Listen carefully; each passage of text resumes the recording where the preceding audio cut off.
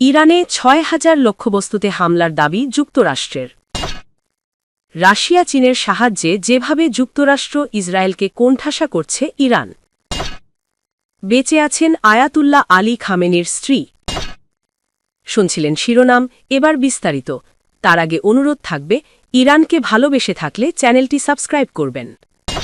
ইরানে ৬,০০০ লক্ষ্যবস্তুতে হামলার দাবি যুক্তরাষ্ট্রের। ইরানে অপারেশন এপিক ফিউরি নামে হামলার অংশ হিসেবে ইতোমধ্যে ৬,০০০ লক্ষ্যবস্তুতে হামলা চালানো হয়েছে বলে জানিয়েছে যুক্তরাষ্ট্রের সেন্ট্রাল কমান্ড। এসব হামলার মধ্যে ৬০টি জাহাজ এবং ৩০টি মাইন বসানোর নৌযান ক্ষতিগ্রস্ত বা ধ্বংস করা হয়েছে বলে জানিয়েছে সেন্ট্রাল কমান্ড। বৃহস্পতিবার ১২ মার্চ সেন্টকমের প্রকাশ করা নতুন তথ্য অনুযায়ী ইরানে হামলার লক্ষ্যবস্তুর মধ্যে ছিল কমান্ড সেন্টার, অস্ত্র উৎপাদন কেন্দ্র, ব্যালিস্টিক ক্ষেপণাস্ত্র ঘাঁটি, সাবমেরিন এবং ইরানের আকাশ প্রতিরক্ষা ব্যবস্থা। ইসরায়েলের সেনাবাহিনী তেহরানে নতুন করে বিমান হামলার ঘোষণা দিয়েছে এবং সেখানকার অধিবাসীদের বরাত দিয়ে বিবিসি নিউজ ফার্সি জানিয়েছে এসব হামলা ভোর প্রায় ৫টা পর্যন্ত তীব্রভাবে চলেছে। শুক্রবার সকালে আরাকে বিমান হামলার বহু ছবি প্রচার হয়েছে। কারাজ থেকেও একই ধরনের খবর সামাজিক মাধ্যমে প্রকাশিত হয়েছে। তেহরানের বাসিন্দারা জানান, শুক্রবার সকালের বিস্ফোরণগুলো এতটাই তীব্র ছিল যে বিস্ফোরণের স্থান থেকে অনেক দূরেও কম্পন অনুভূত হয়েছে। বিপ্লবী গার্ডের ঘনিষ্ঠ তাসনিম নিউজ এজেন্সিও শুক্রবার সকালে বিমান হামলা ও বিস্ফোরণের শব্দের খবর প্রকাশ করেছে, বিশেষ করে দক্ষিণ তেহরানে। এদিকে ইরানে যুদ্ধ খুব দ্রুত এগোচ্ছে বলে মন্তব্য করেছেন যুক্তরাষ্ট্রের প্রেসিডেন্ট ডোনাল্ড ট্রাম্প। হোয়াইট হাউসের এক অনুষ্ঠানে ইরান প্রসঙ্গে তিনি বলেন, মধ্যপ্রাচ্যের পরিস্থিতি খুব দ্রুত এগিয়ে যাচ্ছে এবং খুব ভালোভাবে চলছে। তিনি ইরানকে সন্ত্রাস ও ঘৃণার জাতি বলে উল্লেখ করেন এবং ইঙ্গিত দেন যে দেশটি এখন বড় মাশুল দিচ্ছে। রাশিয়া চীনের সাহায্যে যেভাবে যুক্তরাষ্ট্র ইসরায়েলকে কোণঠাসা করছে মধ্যপ্রাচ্যে এখন যে যুদ্ধ চলছে তা আগের যে কোনো যুদ্ধের চেয়ে আলাদা। এখানে সামনের সারি নেই। ট্যাঙ্ক বা মিসাইলের চেয়ে বেশি গুরুত্বপূর্ণ হয়ে উঠেছে রাডার, স্যাটেলাইট ও গোপন তথ্য। ৩ জন সিনিয়র মার্কিন কর্মকর্তা ওয়াশিংটন পোস্টকে জানিয়েছেন, রাশিয়া ইরানকে সংবেদনশীল গোয়েন্দা তথ্য দিচ্ছে। এর মধ্যে আছে মধ্যপ্রাচ্যে টহলরত মার্কিন যুদ্ধজাহাজ ও বিমানের সুনির্দিষ্ট অবস্থান। রুশ প্রেসিডেন্ট ভ্লাদিমির পুতিন ট্রাম্পের সঙ্গে ফোনালাপে এই তথ্য দেওয়ার কথা অস্বীকার করেছেন। তবে পরিস্থিতি বিশ্লেষণ করলে রাশিয়ার হিসাব বোঝা কঠিন নয়। ইরান রাশিয়াকে ইউক্রেন যুদ্ধে ব্যবহারের জন্য ড্রোন ও গোলাবারুদ দিয়েছে। আমেরিকা ইউক্রেনকে দিয়েছে রুশ অবস্থানে হামলার লক্ষ্য নির্ধারণী তথ্য। পুতিন তাই একইভাবে গোয়েন্দা তথ্যকে মুদ্রা হিসেবে ব্যবহার করছেন। সাবেক সিআইএ কর্মকর্তা ব্রুস রিডেল একসময় বলেছিলেন, আধুনিক যুদ্ধে সমন্বয় তথ্য প্রায়ই গুলির চেয়ে বেশি মূল্যবান। এই কথা এখন উপসাগরে সত্যি হয়ে উঠছে। ইরানের নিজস্ব সামরিক স্যাটেলাইট খুবই সীমিত। খোলা সমুদ্রের দ্রুতগামী জাহাজ ট্র্যাক করার ক্ষমতা তাদের নেই। রাশিয়ার কাছে সেই সীমাবদ্ধতা নেই। রাশিয়ার কানোপুস ভি স্যাটেলাইট ইরানের ব্যবহারের জন্য খাইয়াম নামে দেওয়া হয়েছে। এটি দিনরাত অপটিক্যাল ও রাডার ছবি দিতে পারে। ইরানের নির্ভুল হামলার পুরো ব্যবস্থা এই তথ্যের উপর নির্ভর করে। কুয়েতে একটি মার্কিন সামরিক স্থাপনায় ইরানের ড্রোন হামলায় ৬ জন মার্কিন সেনা নিহত হয়েছেন।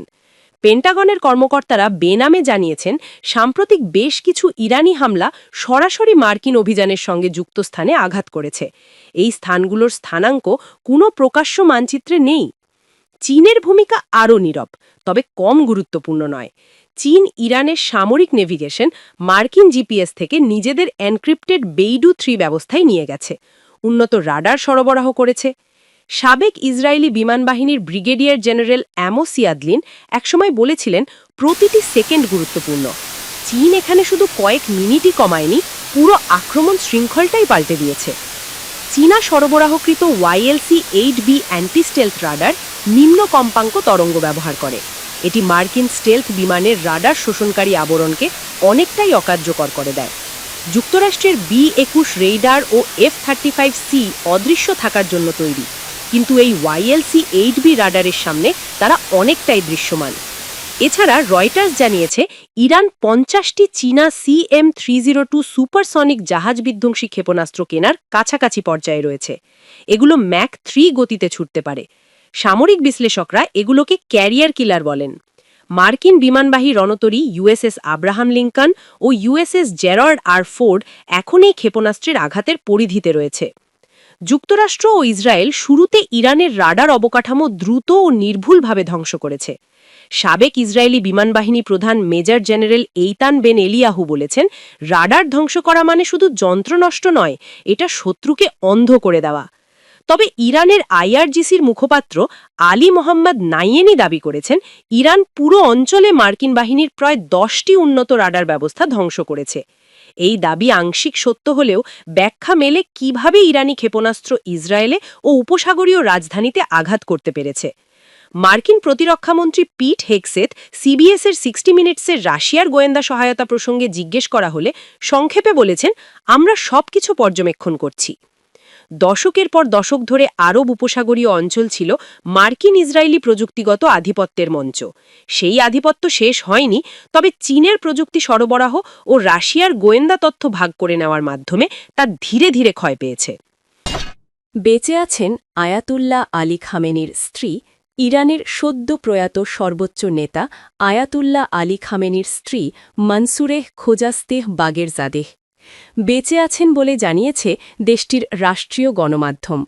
এর আগে গুঞ্জন ছড়িয়েছিল যে তেহরানে যুক্তরাষ্ট্র ও ইসরায়েলের যৌথ হামলায় স্বামীর সঙ্গে তিনিও নিহত হয়েছেন।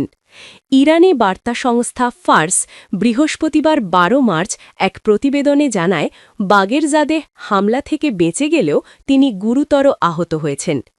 আগের যে খবরগুলোতে তার মৃত্যুর কথা বলা হয়েছিল সেগুলো সঠিক ছিল না। এর আগে ইরানের কয়েকটি গণমাধ্যম জানায়, হামলায় পাওয়া আঘাতের কারণে তিনি মারা গেছেন। এমনকি ইরানের আধা সরকারি বার্তা সংস্থা তসনিম জানিয়েছিল তিনি কোমায় আছেন। পরে ফার্স নিউজ জানায়, প্রাথমিক আহত হওয়ার খবর ভুলভাবে ব্যাখ্যা করার কারণেই মৃত্যুর খবর ছড়িয়েছিল। বৃহস্পতিবার বাগেরজাদেহের মৃত্যু নিয়ে ফের প্রশ্ন ওঠে, কারণ ইরানের নতুন সর্বোচ্চ নেতা মোজতবা খামেনি তার প্রথম প্রকাশ্য বিবৃতিতে মায়ের মৃত্যুর বিষয়ে কোনো উল্লেখ করেননি।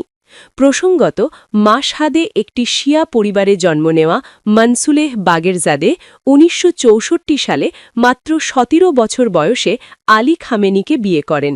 তাদের 6টি সন্তান রয়েছে। রাজনৈতিক সংগ্রামের কঠিন সময়, কারাদাস ও নানা অনিশ্চয়তার মধ্যে স্ত্রীর সমর্থনের কথা অতীতে বহুবার উল্লেখ করেছিলেন খামেনি।